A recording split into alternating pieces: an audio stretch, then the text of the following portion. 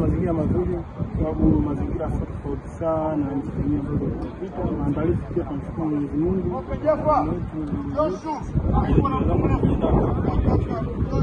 Kitu ambacho mashabiki na wadau wa soka mchezo mkubwa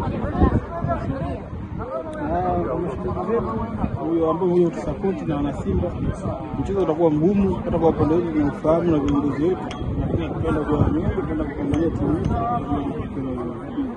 Kwa wapinzani wenu mwalimu anawaelekeza watazamaji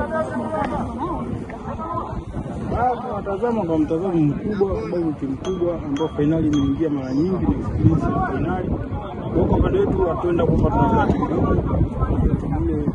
timu ambayo inaongoza rais wa kipindi hicho kwa kombe au kufika finali kwa muda mwingi.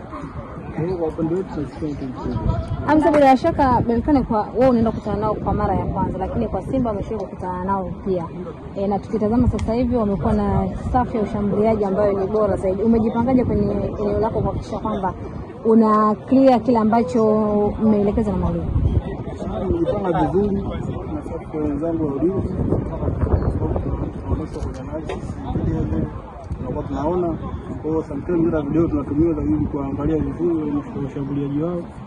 Kwa upande wangu nimejiandaa vizuri na mbinu zangu pia. Hakuna pressure ukiambiwa kama kuna safu ya ushambuliaji ambayo ni hatari zaidi?